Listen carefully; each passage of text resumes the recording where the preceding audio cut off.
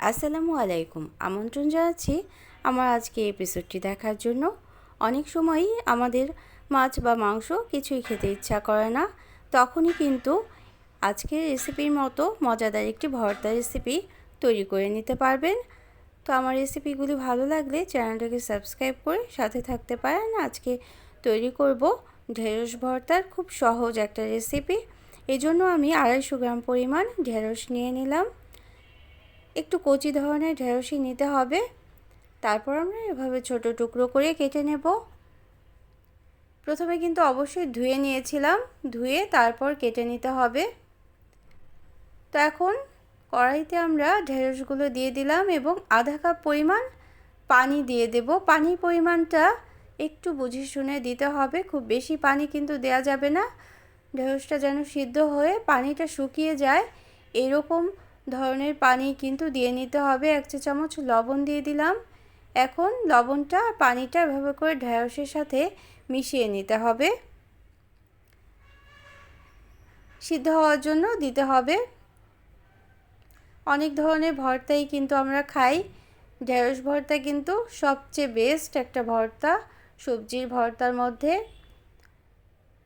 আর এইভাবে করে যদি তৈরি করতে পারেন তাহলে ঢেঁড়সের রঙটাও একেবারেই ঠিক থাকবে, সবুজ রঙটা নষ্ট হবে না। পানির পরিমাণটাই ঠিকভাবে দিতে হবে। পানির পরিমাণটা যদি ঠিকভাবে দেয়া যায় তাহলেই কিন্তু ঢেঁড়সটা ঠিকভাবে সিদ্ধ হবে, খুব বেশিও না আবার খুব কমও না।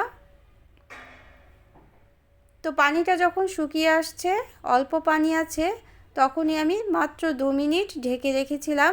ঢেকে রাখার পরে ঢেঁড়সটা খুব সুন্দর নরম হয়ে সিদ্ধ হয়ে গিয়েছে। 7 থেকে 8 মিনিট সময় লাগে কিন্তু এভাবে ঢেঁড়সটা সিদ্ধ করে নিতে। খুব বেশি সময় চুলোয় রাখলে, বেশি পানি দিয়ে সিদ্ধ করলে ঢেঁড়সের রঙটা কিন্তু ঠিক থাকে না এবং বেশি পিচ্ছিল হয়ে যায়। তো যে পানিটা আছে এই পানিটা কিন্তু ফেলে দেওয়া যাবে না, পানিটা অবশ্যই শুকিয়ে নিতে হবে। নেড়ে চেড়ে এভাবে করে শুকিয়ে নিতে হবে। আর প্রথম থেকেই চুলোর আঁচটা কিন্তু একটু বাড়িয়ে দিয়েই এই ঢেঁড়সটা সিদ্ধ করে নিতে হবে। তো ঢেঁড়সটা আমরা প্লেটে তুলে নিলাম এবং ঠান্ডা হওয়ার জন্য রেখে দেব। তো হাতে মেখেই কিন্তু এই ঢেঁড়স ভর্তাটা তৈরি করে নেওয়া যায়, অনেকেই অনেকভাবে তৈরি করেন।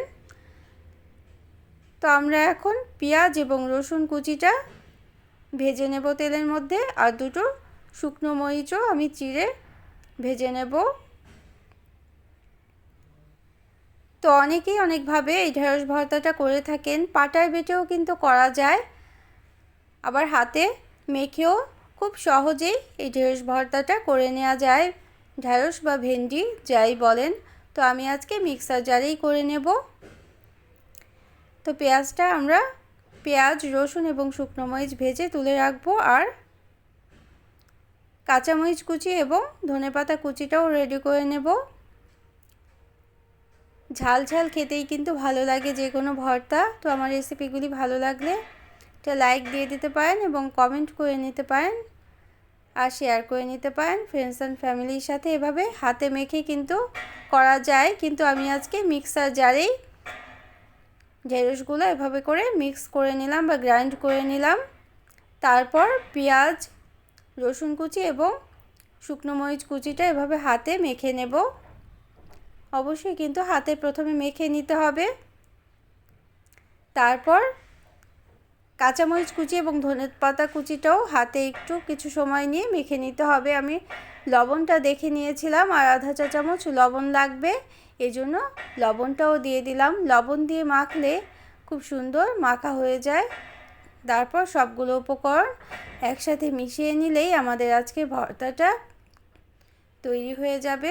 তো যারা প্রথম ভিজিট করছেন চ্যানেলটিকে, তারা চাইলে চ্যানেলটিকে সাবস্ক্রাইব করে বেল বাটন প্রেস করে অল অপশন সিলেক্ট করে সাথে থেকে যেতে পারেন। আর এই পর্যন্ত যারা এসেছেন তারা অবশ্যই একটা লাইক দিয়ে দিবেন ভিডিওটা দেখার জন্য, এবং কমেন্ট করে নিতে পারেন আর শেয়ার করে নিতে পারেন ফ্রেন্ডস অ্যান্ড ফ্যামিলির সাথে। Thanks for